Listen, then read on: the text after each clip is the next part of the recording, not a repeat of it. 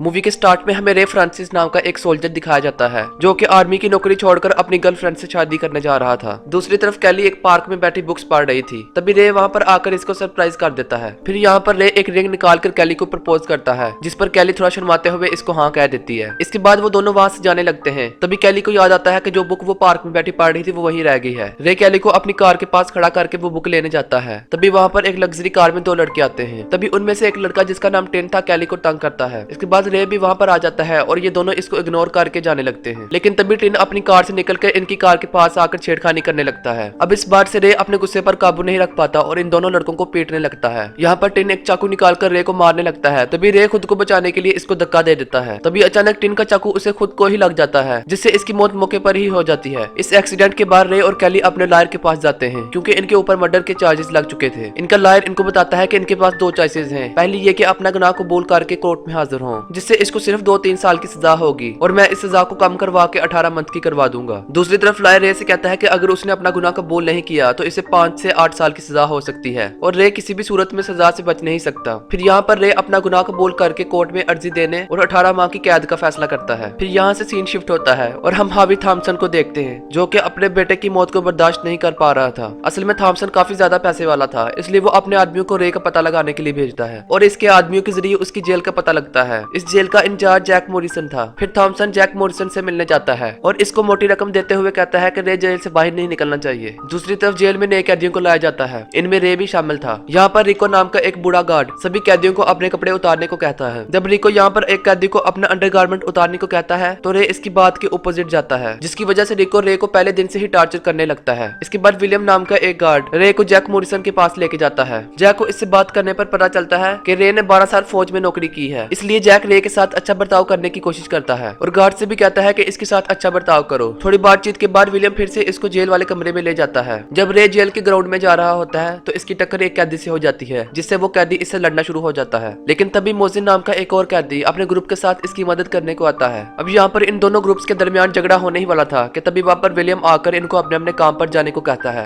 William रे को library में काम करने को कहता है। वहाँ पर डेविड नाम का एक कैदी इसको बुक्स रखने की जगह बताता है। फिर रे लाइब्रेरी से सेल की तरफ जा रहा होता है तो उसी ग्रुप के कुछ मेंबर इसको तंग करते हैं, लेकिन रे खुद पर काबू रखकर अपने सेल की तरफ चला जाता है। जब रे अपने सेल में लेटा बुक्स पढ़ रहा होता है तो वहीं रिको नाम का एक गार्ड आकर इसके रूम की तलाशी लेता है। रिको को रे की डायरी में उसकी गर्लफ्रेंड की पिक्चर मिलती है और वो इसको चिढ़ाने के लिए इसकी गर्लफ्रेंड की पिक्चर को वहीं चाटने लगता है, जिस पर रे को काफी ज्यादा गुस्सा आता है और वो इसको मारने के लिए आगे बढ़ता है। तभी वहाँ पर दो गार्ड जिनका नाम फॉक्स और विक्टर था इसको पकड़कर ले जाते हैं। इसके बाद रे को और गुस्सा दिलाने के लिए रिको इसकी गर्लफ्रेंड की पिक्चर को फाड़ देता है। फिर रिको इसको कपड़े उतारने को कहता है और थप्पड़ मार के डराता है। जब रिको डंडे को इसके सर पर मारने वाला होता है तो विक्टर इसको रोक लेता है। अगले दिन जब रे नहा रहा होता है तो वहाँ हैमर नाम का एक बड़े कद वाला कैदी आता है और रे को झुकने को कहता है ताकि वो इसके मजे ले सके। रे गुस्से में इसको एक मुक्का मारता है, जिससे वो दूर जाकर गिरता है। तभी रिको वहाँ पर आकर इसको तब तक मारता है जब तक कि इसको जैक के रूम में नहीं ले जाता। यहाँ पर रे जैक को ये बताने की कोशिश कर रहा था कि वो खुद को उस गे आदमी से बचा रहा था, जिस पर जैक इसे कहता है कि ये बात नॉर्मल है। रे के लगातार बहस करने पर रिको इसको और मारता है। यहाँ पर भी विक्टर इनको मारने से रोक लेता है कि कहीं रे मर ना जाए। लंच के वक्त रे अपने दोस्त कैदियों जेड और डेविड के साथ बैठकर लंच करता है। इस दौरान इसको वो कैदी भी दिखाई देता है जिसके साथ इसकी फर्स्ट टाइम जेल में लड़ाई हुई थी। इसके बाद जब डेविड और रे लाइब्रेरी में किताबों को रख रहे होते हैं तो डेविड इसको बताता है कि मैं इस जेल से कभी नहीं निकल पाऊंगा, क्योंकि आज से 15 साल पहले मैंने अपने भाई के साथ मिलकर एक पैसों से बड़ा ट्रक लूटा था, जिसमें 2 सिक्योरिटी गार्ड और एक पुलिस ऑफिसर की मौत हो गई थी। उसी चोरी में मेरे भाई की भी डेथ हो गई थी और वो पैसा भी किसी को आज तक नहीं मिला। डेविड इसे बताता है कि उस पैसे का जस्ट मुझे ही पता है कि वो कहाँ पर पड़ा हुआ है। इनकी बातचीत के दौरान वहाँ पर रिको आ जाता है और इसको बताता है कि उसकी गर्लफ्रेंड इससे मिलने आई है। कैली को देखकर रे काफी टाइम के बाद मुस्कुराया था। इनकी बातचीत बहुत कम टाइम के लिए हो पाती है, क्योंकि रिको इनको बीच में ही रोककर रे को साथ चलने को बोलता है। इसके बाद रे मुजैन और इसकी गैंग के लोगों के साथ मिलकर कार्ड खेलने लगता है। वहीं जेड जब एक्सरसाइज कर रहा होता है तो हैमर वहाँ पर आकर इसको परेशान करने लगता है और जब वो डंबल से इसको मारने वाला होता है तो रे वहाँ पर आकर हैमर को पीटने लगता है।